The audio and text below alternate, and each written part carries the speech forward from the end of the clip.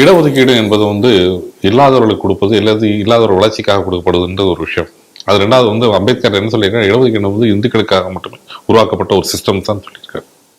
ஏன்னா இந்த ரிசர்வேஷன்ற வார்த்தையை அவர் பயன்படுத்துறது இந்தியன் கான்ஸ்டியூஷன்ல என்ன சொல்றாருன்னா, இது இந்துக்களுடைய ஒரு ஏற்றத்தாழ்வுகளை சரி பண்ணுவதற்காக கொள்ளக்கூடிய விஷயம் அப்படின்னு சொல்லியிருக்காரு.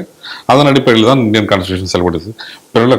பிற்காலகட்டத்தில் அது அரசியல் ரீதியாக பல்வேறு ரீதியாக மதத்தின் அளவில் போயிட்டு இருந்தது. இது ஒரு விஷயம் போய் இந்த மதத்தின் ரீதியாக என்ன ஆயிடுச்சுன்னா, இந்த ஓட்டுக்காக என்ன பண்ணாங்க அரசியல்வாதிகள் ஒவ்வொரு மதத்திற்கும் எவ்வளோ இடஒதுக்கீடு அப்படின்ற கான்செப்டே தாண்டி போய் ஆரம்பிச்சிட்டாங்க.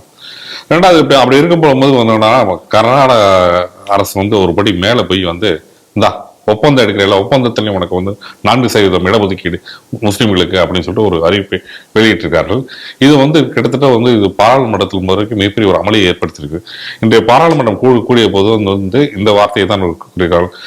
என்ன காரணம் அப்படி கூட்டியிருக்காங்கன்னா, டி.கே. சிவகுமார் என்ன சொல்லியிருக்காருன்னா, இந்த 4% இடஒதுக்கீடு நீதிமன்றம் சென்றாலும் அது ஆட்டோமேட்டிக்காக அந்த இந்தியன் கான்ஸ்டியூஷனை வளைத்து தனக்கு சாதகமாக பயன்படுத்தப்படும் அப்படின்ற கருத்தோட்டத்தில் அவர் சொல்லியிருக்கார். இது ஒரு பாராளுமன்றத்தில் மிகப்பெரிய ஒரு அமளி ஏற்படுத்தப்படும் போது இதற்கு காங்கிரஸ் தலைவர் மல்லிகார்ஜுன கார்கே சொல்லியிருக்காரு, நாங்கள் அம்பேத்கர் கான்ஸ்டியூஷன் எந்த காலத்திலும் யாராலும் மாற்றவும் முடியாது, அப்படி ஒரு மாற்றம் ஏற்படுத்த கூடாது என்பதற்காகத்தான் நாங்கள் ஜோடோ யாத்திரை நடத்தும் போது அந்த மக்கள் உடனே என்டிஏ எம்பிகள் எல்லாமே என்ன சொல்லிட்டு, நீங்க பிரேக்கிங் இந்தியா தான் நடத்துறீங்க, ஜோடோ யாத்திரை கிடையாது அப்படின்னு சொல்ற வார்த்தை சொன்னாங்க. இதன் பின்னர் பாராளுமன்ற விவகாரத்துறை அமைச்சர் கிரண் ரிஜிஜு என்ன சொல்றாருன்னா, அம்பேத்கரை நீங்க ஒரு அசிங்கப்படுத்தக்கூடிய விஷயம், அம்பேத்கரோட கான்ஸ்டியூஷன் என்னன்றது நீங்க படிச்சு பார்த்தா தெரியும், நீங்க அந்த கான்ஸ்டியூஷன் மீறி நீங்களே மாற்றம் பண்ணலாம் அப்படின்ற ஒரு அம்பேத்கருக்கு ஏற்படுத்தக்கூடிய ஒரு அவமானன்ற இதுல அவர் சொல்லியிருக்காரு. சொல்லப்படும் போது என்ன பண்ணிருக்காரு, மிகப்பெரிய அமளி ஏற்படுத்தவங்க பாராளுமன்றம் ஒத்தி வைக்கப்பட்டுள்ளது, 2 மணி வரைக்கும் ஒத்தி வைக்கப்பட்டது. இந்த செய்தியை நீங்க எப்படி பாக்குறீங்க? அதாவது அரசியலமைப்பு சட்டத்துல, அதாவது ஆர்டிகிள் 27 அது என்ன சொல்லுகிறது அப்படின்னு சொல்லி நம்ம பார்த்தோம் அப்படின்னு சொன்னா, ஒருத்தருடைய டாக்ஸ் மணி, வரிப்பணம் ஏதாவது ஒரு மதத்திற்காக செலவிட முடியாது. ஒரு மதத்தினுடைய வளர்க்கிற முறையில் வளர்ப்பதற்காகவோ இல்லை ஒரு தனிப்பட்ட மதத்தினுடைய ஒரு குறிப்பிட்ட செலவுகளுக்கு இதுக்காகவோ அந்த மாதிரி எல்லாம் அதை பயன்படுத்த முடியாது. அதற்காக ஒருத்தங்கிட்ட டாக்ஸை நீங்க வாங்க முடியாது அப்படிங்கிற மாதிரியான தான் இருக்கிறது. அதனாலதான் இந்த ஹஜ் மானியம் என்பதை நம்ம சட்டவிரோதம் என்கிறோம். ஆனா இதற்கும் கூட என்ன ஆச்சு அப்படின்னு சொன்னா, காங்கிரஸ் காலத்துல இதை பத்தி ஒரு வழக்கு வரும் பொழுது அப்போ ஒரு நீதிபதி சொல்றார், அதாவது ஹஜ்ஜுக்கு கொடுக்கக்கூடிய மானியம்ங்கிறது ரொம்ப குறைவாக தான் கொடுக்குறோம், அதனால கொடுத்துட்டு போலாம் அப்படின்னாரு. குறைவா கொடுக்கறதா என்ன, நிறைய கொடுக்கறதா என்ன? 5 ரூபா கொடுத்தாலும் டாக்ஸ் மணில தானே நீங்க எடுக்கிறீங்க, 10 ரூபா கொடுத்தாலும் அதுல தானே எடுக்க போறீங்க, அதனால குறைவா கொடுக்கறது 5 குறைவா, அது நமக்கு புரியாத ஒரு புதிர். இப்படி எல்லாம் அப்பீஸ்மெண்ட்டுக்கான வழிகளை அவங்களவே வகுத்து கொடுத்தார்கள் அப்படிங்கிறதுக்கான ஒரு விஷயத்த நான் இங்க சொல்றேன். அப்ப இந்த மாதிரியான இடஒதுக்கீடுகள், அதாவது ரிலீஜியஸ் இந்த மாதிரியான சலுகைகள் இப்படியெல்லாம் தரப்பட்ட பொழுதுதான் இந்த மாதிரியான விஷயங்கள், கோரிக்கைகள் இதெல்லாம் வந்ததுக்கு பிறகுதான் தேசம் ஏற்கனவே பிரிவினையை சந்தித்தது. நம்ம தேசம் பிரிவினைக்கு காரணமே இந்த மாதிரியான விஷயங்கள் நடந்ததுதான். இப்ப மீண்டும் இது மாதிரியான சம்பவங்கள் இங்க நடக்கும் பொழுது நாடு மீண்டும் ஒரு பிரிவினைக்கு போய்விடுமோ அப்படிங்கக்கூடிய அச்சம் இன்னைக்கு தேசியவாதிகள் மத்தியில் பரவலாக இருக்கு. அதனாலதான் சட்டத்தை பொறுத்த வரைக்கும் மெஜாரிட்டி மைனாரிட்டி இப்படிங்கிறதெல்லாம் கிடையாது, இருக்கக்கூடாது என்று பார்க்கப்பட்டது. இன்னைக்கு RSS ஒரு அவங்களுடைய கூட்டத்துல இன்னைக்கு ஒரு தீர்மானத்துல அவங்க சொல்லியிருக்காங்க, மத ரீதியாக நீங்க இந்த மாதிரியான சலுகைகள் மத ரீதியாக கொடுக்கப்பட்டால் அது மிகப்பெரிய ஆபத்து, அந்த மாதிரி கொடுக்கறதுக்கு சட்டத்துல இடம் கிடையாது, அது சட்ட விரோதம், அரசியலமைப்பு சட்டத்துக்கு எதிரானது அப்படின்னு இன்னைக்கு சொல்லியிருக்காங்க. அவங்களுடைய கருத்து நமக்கு மிகவும் நம்ம வரவேற்கத்தக்க கூடியது. ஆனாலும் கூட அங்க கூட நமக்கு ஒரு சின்ன வருத்தம் இருக்கிறது. ஏற்கனவே நம்ம சொன்ன மாதிரி அந்த மெஜாரிட்டி அண்ட் மைனாரிட்டி இந்த மாதிரியான இதெல்லாம் இருக்கக்கூடாது அப்படின்னு சொல்லிட்டு தான் ராஷ்டிரிய ஸ்வயம் சேவக சங் அப்படின்னு சொல்லி ராஷ்டிரத்தின் பேரில வைக்கப்பட்டது அந்த பேரு. ஆனா இப்ப அங்கேயும் கூட ஒரு சின்ன ஒரு நெருடல் நமக்கு என்ன அப்படின்னு பாத்தீங்கன்னா, ராஷ்டிரிய முஸ்லிம் மஞ்ச் அப்படின்னு சொல்லி அங்க ஒரு அமைப்பு முஸ்லிம்களுக்காக தனியான ஒரு பிரிவு இருக்கு அப்படிங்கிற ஒரு விஷயம் நெருடலாக இருக்கிறது. இருக்கட்டும், இப்ப நாம பார்க்க வேண்டிய விஷயம் என்ன அப்படின்னா, இன்னைக்கு டி.கே. சிவகுமார் அவர்கள் இப்படி ஒரு ஸ்டேட்மெண்ட். அதாவது என்ன சொல்றாரு அப்படின்னா, இந்த 4% முஸ்லிம்களுக்கான இடஒதுக்கீடு கோட்டா, அதாவது இந்த ஒப்பந்தங்கள்ல தரப்படும் அப்படின்னு சொல்லியிருக்காரு, அரசு ஒப்பந்தங்கள்ல. அதாவது பப்ளிக் ப்ரொக்யூர்மெண்ட் பில்ல இந்த மாதிரியான ஒரு விஷயத்த அமன் பண்ணியிருக்காங்க. அப்படி வரும்பொழுது இதை எல்லாரும் எதிர்த்து கேள்வி கேட்கும் பொழுது அவர் என்ன பதில் சொல்றாரு அப்படின்னா, நீங்க அரசியலமைப்பு சட்டத்துல இந்த மாதிரியான சலுகைகள் ஒரு மதத்தின் பெயரால் தரக்கூடாதுன்னு இருக்கே, நீங்க எப்படி கொடுக்குறீங்க அப்படின்னு அவர்கிட்ட கேட்கப்படும் பொழுது அவர் சொல்லக்கூடிய பதில், அந்த பதில் தான் இன்னைக்கு சிக்கலாகி இருக்கிறது. அந்த பதில் அவர் என்ன சொல்றாரு, ரொம்ப தெளிவா சொல்றாரு. இன்னைக்கு கோர்ட், எப்படி மக்கள் இதுக்காக கோர்ட்டுக்கு போவாங்க, கோர்ட்ல ஏதாவது ஒரு தீர்ப்பு வரும், அது ஒரு அந்த குட் டேக்காக வெயிட் பண்ணலாம், let us wait for good day அப்படின்னு சொல்லிட்டு அவர் சொல்றாரு, lot of changes are there, the constitution will be changing. அதுக்கு அடுத்ததாக there are judgments which alters the constitution also. இது அவர் சொல்லியிருக்கக்கூடிய வார்த்தைகள். இன்னைக்கு அந்த வார்த்தைகளை வைத்துக் கொண்டுதான் இன்னைக்கு பிஜேபி கேள்வி கேட்டிருக்கு, கான்ஸ்டிடியூஷனையே நீங்க மாத்த போறீங்களா? அப்ப அம்பேத்கர், நீங்க முஸ்லிம்களுக்காக உங்களுடைய மைனாரிட்டி அப்பீஸ்மெண்ட்டுக்காக நீங்க இன்னைக்கு அம்பேத்கரையே நீங்க அவமதித்து விட்டீர்கள், அவருடைய சட்டத்தையே நாங்க மாத்த போறோம், நீங்க கிளம்பிட்டீங்க அப்படின்னு சொல்லி இன்னைக்கு மிகப்பெரிய பிரச்சனையே இன்னைக்கு எதிர்கட்சிகள், அதாவது பிஜேபி இன்னைக்கு எழுப்பியிருக்கிறது. நியாயமான கேள்வி தானே. ஆனா ஒரு விஷயத்த நீங்க பார்க்கணும், DK சிவகுமார் ரொம்ப அவர் ரிப்ளை பண்ணும்போது சொல்லியிருக்காரு, நான் ரொம்ப சீனியர் மேன், நட்டாவிடலாம் கூட நான் சீனியர் மேன் பொலிட்டிக்கல்ல அப்படின்னு அவர் சொல்லியிருக்காரு. கரெக்டு தான். ஆனா அதே விஷயத்துல அதனாலதான் அவர் ஒரு விஷயத்த கரெக்டா யோசிச்சு சொல்லியிருக்காரு, there are judgments which alter the constitution also, lot of changes are there, இதெல்லாம் சொல்லியிருக்காரு. எப்படின்னா நீங்க பாருங்க, ஏற்கனவே ஷாபானு வழக்கு நீதிமன்றம் என்ன தீர்ப்பு சொல்லிச்சு?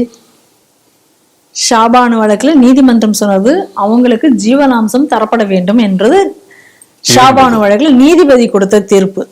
ஆனா அன்னைக்கு இதே துலுக்கு அப்பீஸ்மெண்ட்டுக்காக ராஜீவ்காந்தி என்ன பண்ணாரு, அத மாத்தினார்.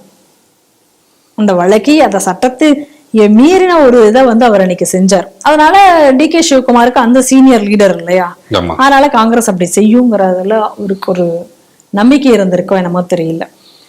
ஆனா கர்நாடகால சித்தராமையா காங்கிரஸ் அரசு வந்ததுக்கு அப்புறம் எந்த அளவுக்கு இன்னைக்கு துலுக்கா அப்பீஸ்மென்னுடைய லெவல் எப்படி எல்லாம் போயிட்டு இருக்கு அப்படிங்கறத நம்ம இந்த இடத்துல பார்க்கணும்.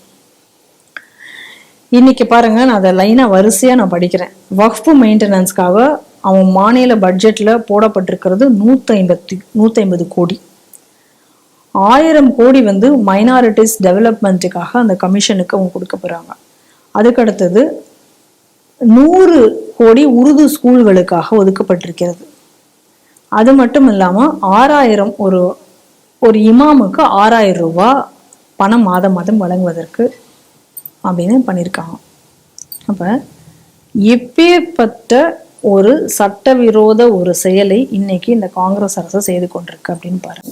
ஏற்கனவே இவங்க இன்னைக்கு ஏதோ இந்த கான்ஸ்டிடியூஷனுக்கு எதிராக, இந்த கான்ஸ்டிடியூஷன் மாற்றப்படும்ன்றத இன்னைக்கு ஏதோ பேசினதாக இல்லை, இந்த கான்ஸ்டிடியூஷனுக்கு எதிராகவே இவருடைய பட்ஜெட்டே அமைஞ்சிருக்குங்கிறத தான் நம்ம இங்க பார்க்கணும். மொத்த கான்ஸ்டிடியூஷனுக்கு எதிராகவே பட்ஜெட்டே இன்னைக்கு அமைஞ்சிருக்கு. இப்படி கான்ஸ்டிடியூஷனுக்கு விரோதமாக செயல்படக்கூடிய காங்கிரஸ் தான் இன்னைக்கு பார்லிமெண்ட்ல போயிட்டு கான்ஸ்டிடியூஷன் பத்தி இன்னைக்கு லெக்சர் எடுத்துட்டு இருக்காங்க. கான்ஸ்டிடியூஷன் பிரகாரம் அந்த கான்ஸ்டிடியூஷன் புக் எல்லாத்தையும் எடுத்து காமிச்சிட்டு இருக்காங்க. இன்னைக்கு அதான் நடந்துட்டு இருக்கு. ஆனா இந்த கான்ஸ்டிடியூஷனை மொத்தமாவே இன்னைக்கு ஒரு துலுக்க அப்பீஸ்மெண்ட்டுக்காக மீறி இருக்கக்கூடிய ஒரு அரசு எதுன்னு பார்த்தா இன்னைக்கு இந்த கர்நாடக அரசு. அவங்களுடைய பட்ஜெட்லயே இன்னைக்கு இதை பண்ணிட்டு இருக்காங்க. இதை தவிர அங்க நடந்து கொண்டிருக்கக்கூடிய விஷயங்கள் எல்லாம் என்னன்னு பார்த்தீங்க அப்படின்னா, ஏற்கனவே திப்பு ஜெயந்தி கொண்டாடுறது, என்னென்ன விஷயங்கள் தேசத்திற்கு விரோதமாக யார் யாரெல்லாம் செயல்பட்டு அங்க அதுக்கான ஆதரவுக்கு தவிர மாதிரியே விஷயங்கள்லயே இன்னைக்கு செயல்பட்டு கொண்டிருக்கிறது இன்னைக்கு இருக்கக்கூடிய கர்நாடக அரசு. அதனுடைய உச்சகட்டமாகத்தான் இன்னைக்கு இந்த 4% இந்த ஒதுக்கீடு அப்படிங்கிறது, அதாவது இந்த ஒப்பந்தங்கள், அரசு ஒப்பந்தங்கள்ல பணி செய்வதற்கு 4% முஸ்லிம்களுக்கு கொடுக்கறதுங்கிறது. இன்னைக்கு பல நாடுகள் இன்னைக்கு நம்ம பார்க்கிறோம். இன்னைக்கு இங்க இருக்கக்கூடிய வெளிநாடுகளே இன்னைக்கு நம்ம பார்க்கிறோம். ரெஃப்யூஜியை வந்து ஆதரவுன்னு சொல்லி ரெஃப்யூஜிக்காக ஆதரவு கொடுத்து எல்லாத்தையும் உள்ள விட்டதுக்கு அப்புறம் இன்னைக்கு என்ன மாதிரியான கஷ்டத்தை இன்னைக்கு அனுபவிச்சுட்டு இருக்காங்க அப்படிங்கிறத நம்ம பார்க்குறோம். இன்னைக்கு இவர்களும் ஒரு லெவலுக்கு மேல போய், ஒரு லெவலுக்குள்ளலாம் இல்லை, எல்லாத்தையும் கடந்து ஒரு லெவலுக்கு மேல போய் இன்னைக்கு இந்துக்களே கூட எங்களுக்கு தேவையில்லை, இந்துக்கள் நலனை பற்றி கூட எங்களுக்கு கவலை இல்லை, எங்களுக்கு இவங்க இருந்தா போதுங்க கூடிய ஒரு நிலைக்கு மேல போய் அப்பீஸ்மெண்ட்டை இவங்க கடைபிடிச்சிட்டு இருக்காங்க. ஆனா இந்த அப்பீஸ்மெண்ட்டை இவங்களையே தலைப்புறதான் வைக்க முடியும். இவர்களுக்கு அதனால இப்ப வேணா வந்து, ஏன்னா இவர்களை வைத்துக்கொண்டு நாளைக்கு இதே துலுக்கர்கள் எல்லாமே நாளைக்கு இந்த கர்நாடக மாநிலத்தை ஒரு ஆட்சியை பிடித்து வைத்து விட்டார்கள் என்றால் வச்சுக்கலாமே. இன்னைக்கு வந்து அதுக்கப்புறம் காங்கிரஸோட நிலை என்னவாகும்? காங்கிரஸ் இருக்கும் கட்சி, இல்ல காங்கிரஸ் சொல்லதே அவர் கேட்க போகிறார்களா? இன்னைக்கு அதெல்லாம் நீங்க போய் பாருங்க, வெளிநாட்டுல போய் இன்னைக்கு லண்டன்ல என்ன நடந்துட்டு இருக்கு அப்படின்னு சொல்லி பாருங்க. இந்த வரலாற்றுகளை எல்லாம் படித்து கூட ஒரு படிப்பினையை ஏற்படுத்தி கொள்ளாமல் இன்னைக்கு இருந்து கொண்டிருக்கிறார்கள். ஏற்கனவே இதே காங்கிரஸ் இந்த மாதிரியான அப்பீஸ்மெண்ட்டுகளுக்கு சுதந்திரம் கிடைக்கும் பொழுது இதே போல அப்பீஸ்மெண்ட்டுகளுக்கு அன்னைக்கு வந்து இடம் கொடுத்ததனுடைய விளைவுதான் தேசம், நான் ஆரம்பத்திலே சொன்ன மாதிரி தேசம் பிரிவினைக்கு வழிவகுத்தது. இன்னைக்கு மீண்டும் அந்த தவறை வந்து தொடர்ந்து இது செய்து கொண்டிருக்கிறது.